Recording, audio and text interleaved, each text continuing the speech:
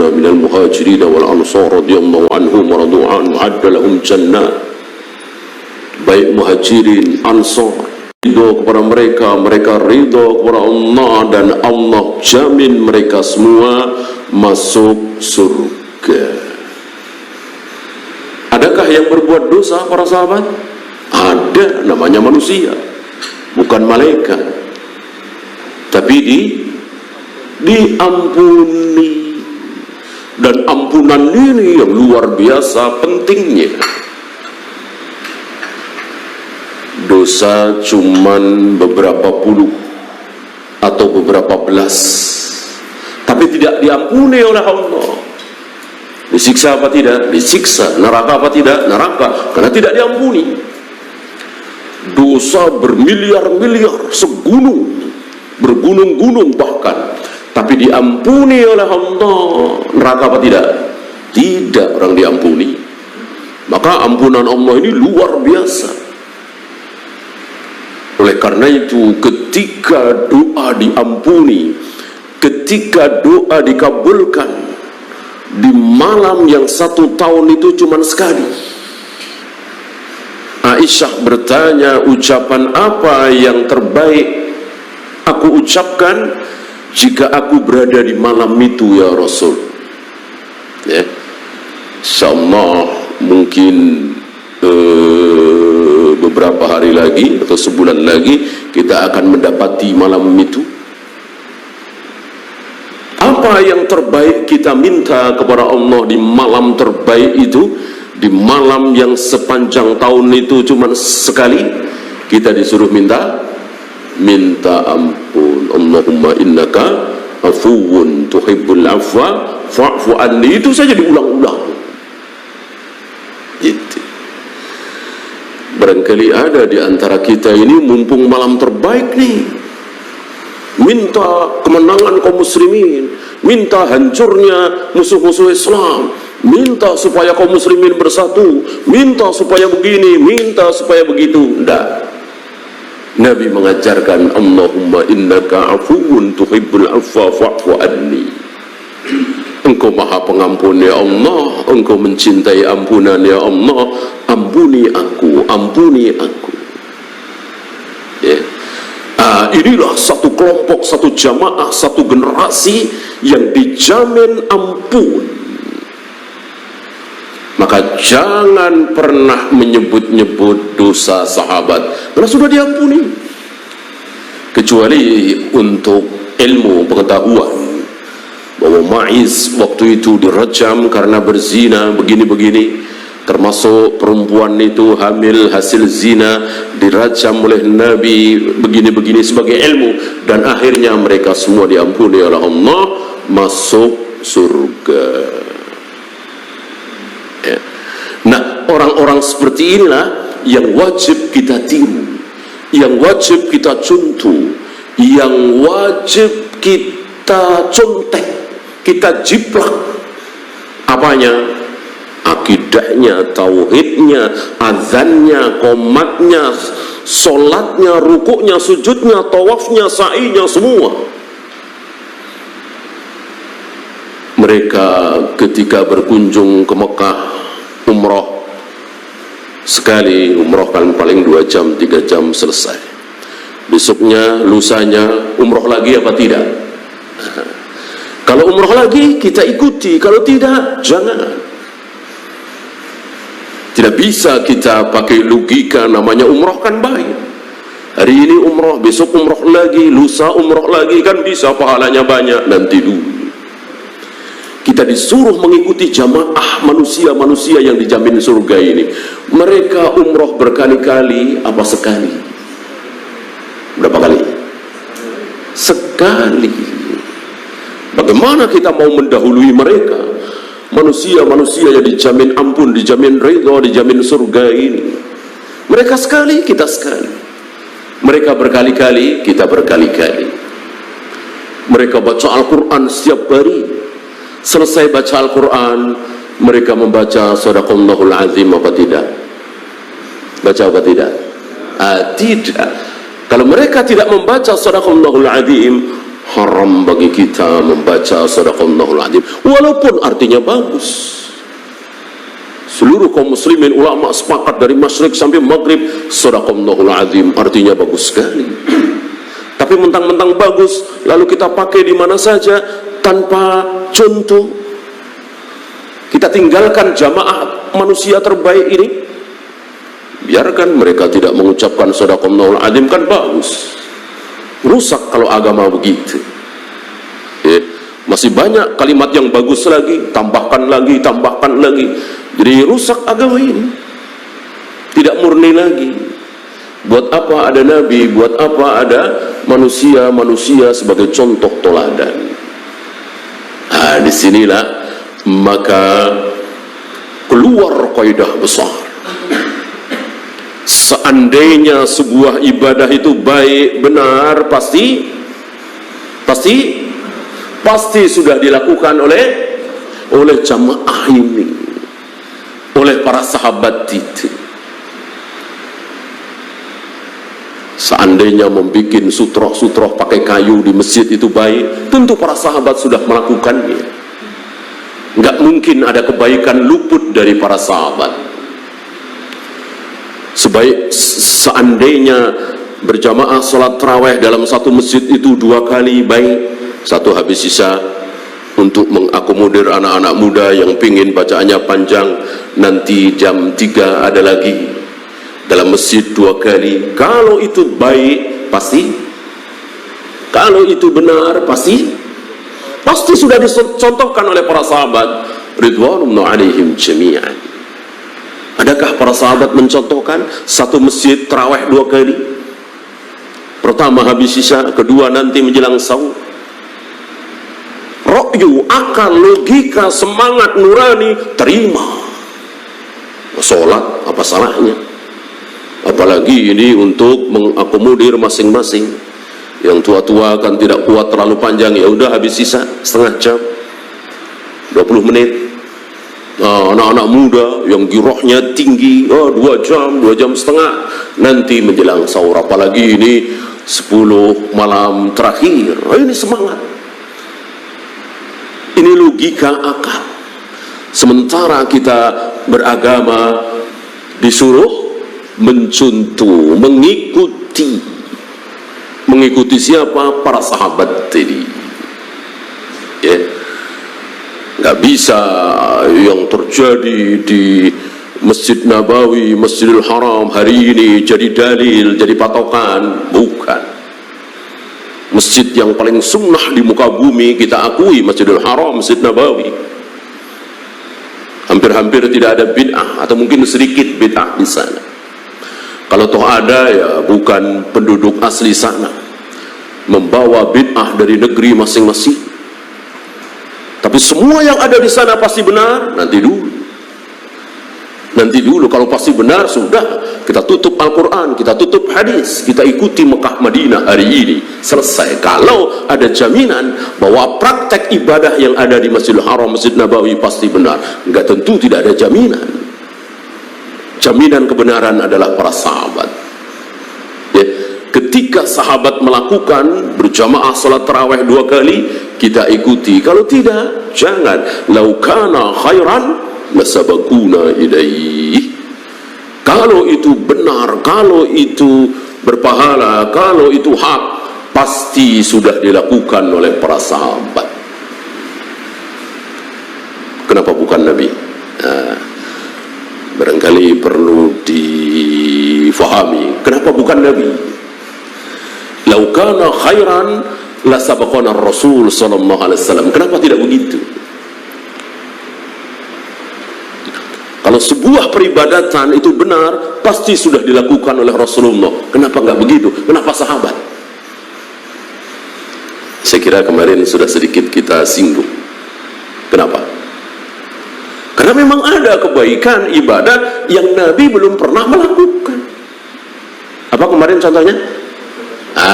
Puasa Tasu'a, merombak Ka'bah, mengusir orang-orang kafir dari Jaziratul Arab. Nggak banyak memang, tapi ada. Mengumpulkan Al-Quran dalam satu mushaf, berjamaah salat tarawih setiap malam di bulan Ramadan. Ini semua belum pernah dilakukan oleh Nabi SAW. Apa kita tidak melakukan? Kita berani melakukan. Bukan kita, para ulama sepakat, para ulama sepanjang zaman, ulama ahlu sunnah ya, bahwa sholat tarawih berjamaah setiap malam di bulan Ramadan hak sunnah. Mengumpulkan Al-Quran dalam satu mushaf hak sunnah. Membunuh sesama muslim yang dia tidak mau taat kepada pemimpin hak sunnah. Padahal Nabi belum pernah membunuh sesama muslim. Itu terjadi di zaman sahabat, di zaman Ali bin Abi Thalib ya. Alilah manusia pertama, pemimpin pertama yang berani membunuh sesama muslim. Kenapa dia dibunuh oleh Ali dan tidak ada yang protes? Sepakat para sahabat setuju, karena dia melawan penguasa. Dia tidak mau taat kepada Ali bin Abi Thalib, dia menentang ulil amri. Maka sunnah bagi penguasa, boleh bagi penguasa membunuh seorang muslim yang dia tidak taat kepada penguasa. Kenapa? Khawarij. Saya kira antum tahu siapa Khawarij. Nanti akan dibahas lebih lanjut oleh beliau. Ya, kita lanjutkan yang ke 4 saya kira ya.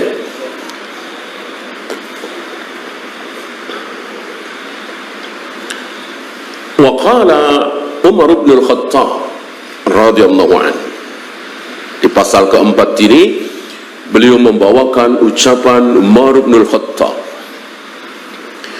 Kata Umar, la uzra, tidak ada uzur, tidak ada alasan li ahadin fi dolalatin rokibah. Tidak ada alasan bagi seseorang ketika dia melakukan kesesatan, melakukan kebid'ahan, melakukan kesyirikan. Hasibaha huda, dia menyangka bahwa itu bukan syirik, itu tauhid. Dia menyangka bahwa itu bukan bid'ah tapi sunnah, dia menyangka itu baik, padahal batil. Kata Umar, tidak ada alasan.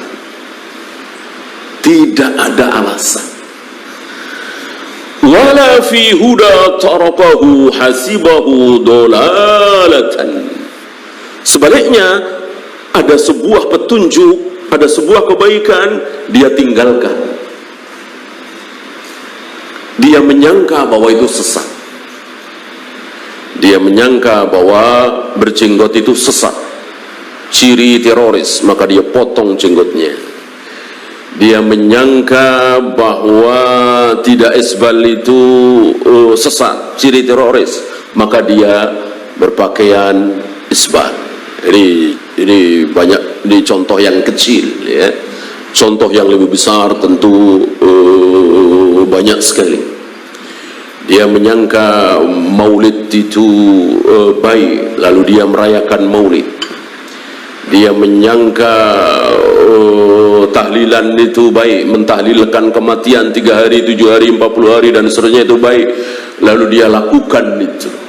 Kata Umar, la uzra, tidak ada uzur, tidak ada alasan, dosa, neraka.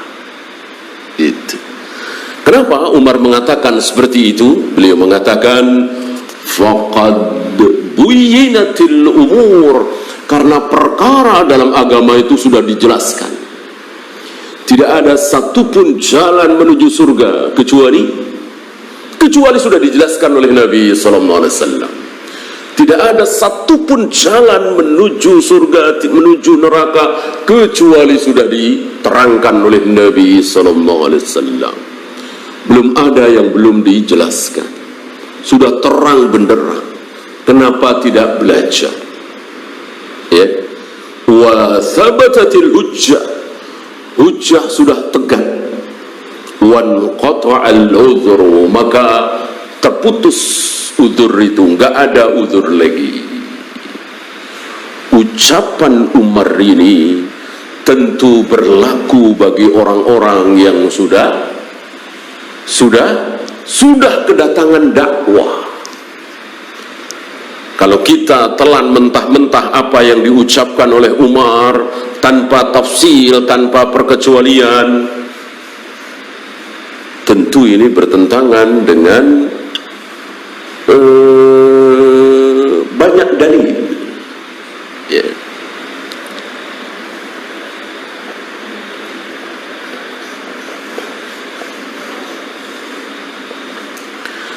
Ada orang yang berbuat dosa sampai mati belum bertaubat, tapi dia diampuni oleh Allah. Kenapa? Karena dia tidak tahu, belum sampai dakwah. Bukan dia nggak mau ngaji, dia nggak mau cari ilmu, bukan, dia tidak sampai. Ya. Adapun ucapan Umar ini berlaku, contohnya misalnya ada orang lahir di Mekah atau Madinah, perempuan misalnya, tapi dia nggak pakai jilbab. Oh, ini jelas sekali. Ya. Ada wanita lahir di Mekah, tapi dia nggak pakai jilbab, mengatakan, ya Allah, saya nggak tahu kalau jilbab itu wajib, kirain saya sunnah saja ya Allah. Lahir besar di Mekah. Mungkinkah alasan dia diterima oleh Allah? Tidak. Inilah udhralahu. Ya. Ada orang lahir di Madinah dan dia tidak pernah ke masjid misalnya. Dia menyangka bahwa sementara rumahnya nggak jauh dari masjid, dia menyangka bahwa sholat berjamaah bagi orang yang mendengar azan itu tidak wajib, mustahab saja. Ya. Sementara itu di Madinah, di kota di mana sering sekali diucapkan ucapan Nabi, disampaikan ucapan Nabi, fa uharriqu alaihim buyutahum, akan aku bakar rumah-rumah orang yang tidak mau sholat berjamaah itu. Apa iya kalau tidak wajib sampai Nabi mengancam mau bakar rumah-rumah orang itu yang tidak mau sholat berjamaah? Ya. Bahkan Nabi sampai ketika ditanya oleh seorang buta, Ibnu Umi Maktum, ya Rasulullah, inni a'ma wa laysa li qa'idun. Ya Rasul, aku ini buta dan aku tidak punya orang yang menuntun aku, tidak punya orang upahan yang bisa menuntun aku ke masjid, kemana-mana. Bolehkah aku sholat di rumah?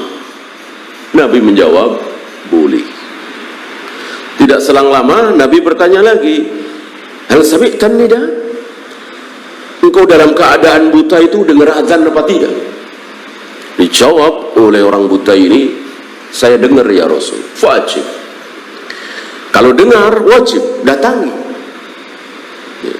Orang buta tapi dengar azan, maka Nabi wajibkan sholat berjamaah di masjid laki-laki. Ya. Tentu azan yang dimaksud azan di zaman Nabi. Orang yang suaranya keras, dia berada di luar masjid, di tempat agak tinggi, dia azan di situ. Ya, terdengar insya Allah jarak 20 meter, 25 meter, mungkin 50 meter. Ya, insya Allah tidak terdengar dari jarak 500 meter, apalagi 1 kilo. Gitu. Patokannya bukan azan pakai pengeras seperti hari ini. Patokannya tentu patokan di zaman Nabi SAW. Pakai pengeras suara bisa 2 kilo, bisa 3 kilo, ya, apalagi subuh. Ya. Patokannya adalah tanpa pengeras suara. Dengar, wajib datang. Nah, ini contohnya kira-kira. Ya. Kenapa? Karena uzur bil jahli itu ada. Uzur karena bodoh itu ada. Ya.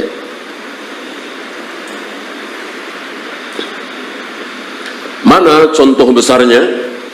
Hadis sahih dalam Muslim. di mana ada seorang laki-laki berpesan kepada anak-anaknya, "Nak, menurut kalian aku ini ayah seperti apa?" Dia ingin tahu penilaian anak-anaknya terhadap dirinya. Dijawab oleh anak-anaknya, "Engkau ayah yang baik, engkau ayah yang bertanggung jawab, engkau ayah yang mulia, disanjung." Ya. Orang ini bersyukur. Kenapa? Aibnya tidak diketahui oleh anak-anaknya. Dia merasa berbuat dosa yang luar biasa, tapi anak-anaknya nggak ada yang tahu. Di mata anak-anaknya dia ayah yang baik. Sunnah bagi kita, wajib bagi kita menutup aib kita di depan manusia, terutama anak-anak kita. Jangan sampai anak-anak kita tahu kalau kita berbuat maksiat. Kan rata-rata orang tua, ayah, ibu nggak mau maksiatnya diketahui oleh anak. Tapi orang ini merasa dosanya besar sekali di hadapan Allah, walaupun si anak-anak tidak tahu. Maka orang tua ini berpesan kepada anaknya, "Kalau ayah meninggal, tolong mayat ayah dibakar. Dibakar. Setelah dibakar, lalu kan jadi abu. Abunya ditaburkan ke tengah lautan. Kenapa? Karena kalian tidak tahu dosa ayah banyak sekali. Aku takut ketika nanti Allah membangkitkan ayah akan disiksa, dosaku terlalu banyak." Hanya tidak disebutkan, ya, dan kita tidak boleh menyebutkan aib kita, dosa kita. Kalau ayah menjadi abu, lalu abunya ditaburkan ke tengah lautan, kan susah tuh Allah hidupin lagi, kata dia. Dikiranya Allah itu bukan maha bisa. Berarti kan dia jahil, dia jahil, dia bodoh, belum sampai ilmu kepada dia. Kalau Allah itu innama amruhu idza arada syai'an ayyakula lahu kun fayakun. Allah itu kalau menghendaki sesuatu cukup mengatakan kun, jadilah, maka jadilah persis seperti apa yang dikehendaki oleh Allah. Gak ada yang sulit bagi Allah. Dia nggak tahu. Dikiranya kalau sudah jadi abu, abunya bertaburan kemana-mana, ada yang di perut ikan ini, perut susah. Iya susah betul kalau kita. Kalau Allah tidak ada yang susah. Ya, dia lakukan ini sekali lagi karena merasa dosanya begitu banyak. Kalau dibangkitkan lagi tentu akan disiksa sampai di hadapan Allah.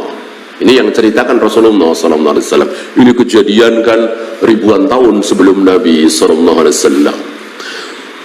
Singkat cerita, kelak sampai di akhirat di hadapan Allah, dia ditanya oleh Allah, diuji oleh Allah, dites oleh Allah. Kenapa engkau lakukan itu? Kenapa engkau perintahkan anak-anakmu untuk membakar mayatmu? Dijawab, karena aku takut kepadamu ya Allah. Aku takut kepadamu ya Allah. Rupanya dia lulus tes, lulus ujian. Jawabannya benar, jawabannya membikin Allah ridha, jawabannya membikin Allah berkenan mengampuni orang ini. Allah katakan, aku ampuni seluruh dosamu, masuk surga. Padahal kayak apa besar dosanya. Pertama, menyuruh membakar mayat, dosa sekali, dosa besar sekali membakar mayat. Sedikit menyakiti mayat tidak boleh. Kata Nabi, menggosok-gosok mayat ketika memandikan jangan terlalu keras, karena menyakiti mayat sama dengan menyakiti orang yang masih hidup. Tidak boleh kita mengatakan ini sudah tidak ada sarafnya, tidak merasa apa-apa, lalu diperlakukan seperti benda. Tidak boleh. Tidak boleh. Kita harus perlakukan mayat itu seperti dia masih hidup, pelan-pelan, sopan, kita muliakan. Ya, ini dibakar. Dosa besar sekali. Bahkan lebih besar lagi dosanya dari membakar itu apa? Dia meyakini bahwa Allah tidak sanggup melakukan sesuatu. Ini bukan dosa lagi, ini kufur. Jelas kufur. Meyakini bahwa Allah tidak sanggup melakukan sesuatu, ini keyakinan kafir. Kufur dia. Tapi kenapa diampuni oleh Allah? Karena dia jahil, dia nggak tahu, belum sampai ilmu kepada dia. Maka ucapan Umar ini harus digarisbawahi. Siapa yang beliau maksud? Kalau yang beliau maksud adalah kaum muslimin yang ada di sekitar beliau hari itu, benar sekali, jelas sekali. Ya, nggak ada uzur bagi orang yang tidak mau sholat berjamaah, puasa Ramadan, zakat, haji, memotong jenggot dan seterusnya, nggak ada uzur untuk orang-orang yang di sekitar Umar di Madinah hari itu. Apalagi kemarin kita bahas Umar masih hidup, berarti belum muncul, belum ada fitnah, belum ada bid'ah, belum ada syubhat, terang benderang hari itu. Sebagaimana jaminan dari Nabi, taraktukum ala mahajjatil bayda lailuha kanahariha. Aku tinggalkan kalian dalam keadaan putih, bersih, terang benderang, saking terangnya malamnya seperti siang. Artinya di zaman ketika Nabi masih hidup atau Abu Bakar masih hidup, ada berapa kemarin? Ada 3 manusia. Ada 3 manusia. Ketika 3 manusia ini masih hidup, maka terang benderang. Siapapun yang sholat di zaman 3 manusia ini pasti surga. Siapa yang puasa pasti surga. Siapa yang zikir pasti surga. Siapa yang baca sholawat pasti surga. Bandingkan hari ini, ada orang baca sholawat tapi dia terancam neraka. Ada nggak? Ada nggak? Ada. Sholawat yang dia baca sholawat bid'ah. Dia sholat tapi dia terancam neraka. Karena sholat yang dia lakukan sholat syubhat, sholat yang tidak ada contoh dari Nabi SAW. Sebentar lagi, ya, nanti malam atau kemarin, besok malam, ya, saudara-saudara kita yang tidak faham sunnah akan melakukan sholat habis maghrib biasanya, ya, nisfu Sya'ban, sholat yang tidak pernah dikenal oleh Rasul dan para sahabat. Bahkan para imam mengatakan tahun 500 Hijrah kira-kira pertama kali dilakukan sholat nisfu Sya'ban di Masjidil Aqsa. Dan begitulah bid'ah. Dimulainya bukan dari zaman Rasul dan para sahabat. Kalau sunnah pasti dimulai dari zaman Rasul dan para sahabat. Zaman terang benderang tadi. Zaman belum ada syubhat, belum ada fitnah. Ya.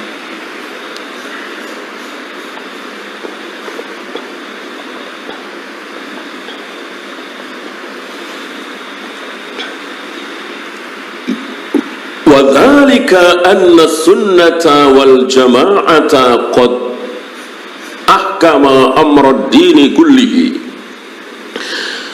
Yang demikian itu karena sunnah wal jamaah, ahlus sunnah wal jamaah ini telah ditetapkan dalam agama ini, sudah terang benderang sebagaimana yang disebutkan oleh beliau tadi. Kok sampai ada yang tidak tahu, maka tidak ada uzur. Hari ini akan berlaku juga seperti ucapan Umar.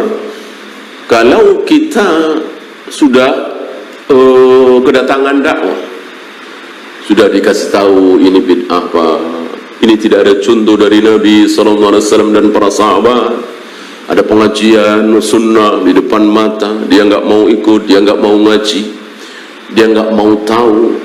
Dengan kesombongannya yang saya dapat dari kecil, dari guru-guru saya, pasti benar semua.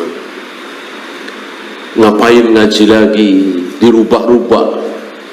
Yang kami terima dari guru-guru kami dari kecil pasti benar semua. Apa nggak sombong nih? Mestinya kita jangan sombong. Nggak mungkin benar semua. Kalau benar semua ya jadi seperti Nabi dong. Pasti ada yang salah. Biar kita tahu yang salah yang mana, ngaji, bahas, ngaji sunnah, ngaji yang mempelajari seperti apa cara beragama Rasul dan para sahabat. Bukan ngaji itu saja, ya. Baca ini, baca itu, rame-rame, selesai ceramah sebentar, 5 menit, 7 menit, pulang. Baca ini, baca itu, rame-rame, makan, minum, situ, pulang. Bahas seperti apa agamanya Rasul dan para sahabat itu. Manusia-manusia yang dijamin surga, dijamin ampun, dijamin ridha. Begitu. Bukan jamaah A, jamaah B, jamaah C. Ya, kiai A, kiai B, kiai C, mereka semua kiai berilmu, ulama, tapi bukan nabi. Bisa benar, bisa salah. Yang pasti benar yang sedang kita pelajari ini Rasul dan para sahabat. Ya, bukan jamaah kita, bukan. Jamaah salaf, pengajian salaf di Jakarta ini, di Indonesia ini pasti benar, enggak. Yang pasti benar Rasul dan para sahabat. Apa yang mereka lakukan itulah kebenaran. Apa yang tidak mereka lakukan mengatasnamakan ibadah dalam Islam pasti salah. Begitu. Ini dicamkan. Ini kaum muslimin disuruh menggigit dengan gigi geraham bahwa yang pasti benar adalah Rasul dan para sahabat. Rasul dan para sahabat, bukan kami, bukan jamaah salaf ini, jamaah bukan. Yang pasti benar adalah Rasul dan para sahabat. Mari kita sama-sama belajar, mari kita ikuti mereka. Jangan sampai sholat kita, ruku kita, sujud kita, tawaf kita beda dengan mereka para sahabat. Kita aja, ya, mari sama-sama. Jadi bukan klaim jamaah kami Ahlus Sunnah wal Jamaah adalah jamaah kami, Ahlus Sunnah wal Jamaah adalah kelompok kami. Nggak ada. Apalagi dibikin apa itu formal, dibikin nama, ada ADART-nya, ya, ada simbol-simbolnya, ada seragamnya. Nggak bisa. Ya, yang pasti benar adalah Rasul dan para sahabat, Rasul dan para sahabat. Mari kita menuju ke sana. Nggak ada klaim inilah Ahlus Sunnah, kami Ahlus Sunnah, di luar kami bukan Ahlus Sunnah. Nggak ada. Ahlus Sunnah adalah Rasul dan para sahabat. Siapa yang mengikuti Rasul dan para sahabat, dialah Ahlus Sunnah. Yang tidak mau mengikuti Rasul dan para sahabat tentu tidak pantas menyandang nama Ahlus Sunnah. Rasul dan para sahabat tidak pernah merayakan maulid, tapi biarin, kami cinta kepada Nabi.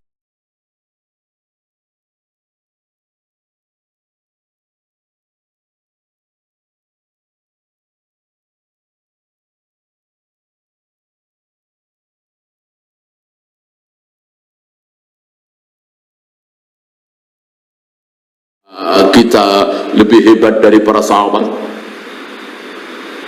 Ya. Ada satu pertanyaan untuk orang-orang, pertanyaan terakhir barangkali ya. Udah debat dulu, debat tentang maulid begini, tahlilan begini. Ada satu pertanyaan terakhir barangkali. Apakah Rasulullah tahu? Rasul dan para sahabat ya. Apakah Rasul dan para sahabat tahu kalau maulid itu baik? Ya. Adanya baik dan tidak baik. Apakah Rasul itu tahu kalau maulid itu baik? Kira-kira jawabannya apa? Kalau mereka menjawab tahu, kan sepakat ya, antara kita dengan mereka sepakat bahwa Rasul tidak merayakan maulid. Para sahabat tidak merayakan maulid.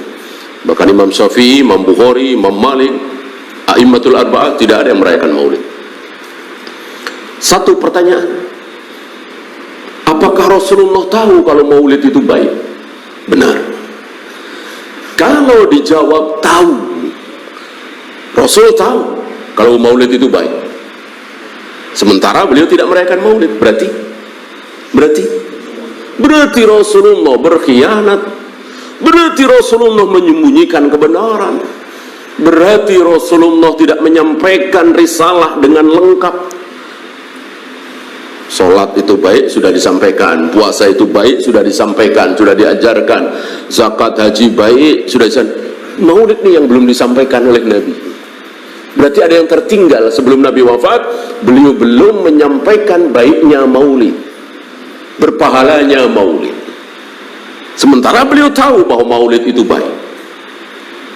Berarti mereka menuduh Nabi berkhianat, bukan tabligh, tidak menyampaikan. Mereka kan mendengungkan bahwa Nabi ini amanah, fatona, tabligh, tidak ada risalah yang belum disampaikan. Ternyata ada. Orang beliau tidak mengajarkan, tidak mencontohkan, sementara beliau tahu kalau maulid itu baik. Itu kalau jawaban mereka, Nabi tahu. Kan pertanyaannya, apakah Nabi tahu kalau maulid itu baik? Ya. Kalau mereka menjawab tidak tahu, Nabi nggak tahu kalau maulid itu baik, makanya nggak sampaikan. Berarti Anda lebih pintar dari Nabi. Nabi tahu, Rasul nggak tahu. Innalillah. Ini tuduhan kufur. Ada satu peribadatan dalam Islam Nabi nggak tahu, kita tahu. Luar biasa, ini penghinaan kepada Nabi, kufur. Ya, ini pertanyaan terakhir. Kalau dengan pertanyaan ini mereka masih ngeyel, selesaikan perdebatan. Jangan diteruskan, kita serahkan hidayah di tangan Allah. Ya, sudah keterlaluan kalau dengan pertanyaan ini mereka jawab dua-duanya mentok, kok tidak terima. Ini sudah urusan hidayah. Karena Allah memberikan hidayah kepada siapapun yang Allah kehendaki. Berarti Allah tidak menghendaki hidayah kepada si fulan itu. Dan Allah menyesatkan siapa? Siapapun yang Allah kehendaki. Mau berbakti sekali kepada orang tuanya, rajin sedekah, rajin menyantuni fakir miskin, tapi Allah mau sesatkan, terserah Allah. Siapa yang mau protes? Jibril, Mikail tidak bisa protes. Ya. Jibril, Mikail kalau bisa protes, mestinya Jibril protes kenapa Allah memberikan hidayah kepada Abu Sufyan. Mestinya Jibril protes. Siapa Abu Sufyan? Musuh bebuyutan Nabi dalam 3 perang besar, Badar, Uhud, Ahzab, berusaha sekuat tenaga untuk membunuh Nabi SAW. Diberi hidayah, masuk Islam, masuk dalam At-Taubah ayat 100 tadi, radhiyallahu anhum radu'an wa adalahum jannat. Allah ridho kepada dia, dia ridho kepada Allah, Allah jamin dia masuk surga, kekal di dalam surga. Abu Sufyan, padahal tadinya musuh bebuyutan Nabi SAW. Dan mestinya Jibril, Mikail protes, kenapa Allah tidak memberikan hidayah kepada Abu Thalib, manusia yang sangat berjasa kepada Nabi alaihi salatu wassalam, siap mati demi melindungi Nabi sallallahu alaihi wasallam dan memuji-muji Nabi. Siapa yang ingin bahagia, ikuti Muhammad keponakanku. Kenapa? Karena dari aku memelihara dia dari kecil, aku belum pernah mendengar, melihat dia bohong sekalipun. Berarti kalau dia mengatakan siapa ikut aku akan masuk surga, begini begitu, diampuni, benar itu. Cuman sayang Abu Thalib tidak mengucapkan la ilaha illallah. orang yang mengatakan Muhammad benar, Muhammad Nabi, hari kiamat hak, pokoknya ucapan benar, tapi dia seumur hidup belum pernah mengucapkan asyhadu an la ilaha illallah. Muslim bukan? Bukan. Al-babul wahid, satu-satunya pintu yang bisa dimasuki oleh siapapun untuk masuk Islam adalah la ilaha illallah. Ini yang belum diucapkan oleh Abu Thalib. Wallahu a'lam. Ya, itu saja. Sebelum ditutup, barangkali ada pertanyaan.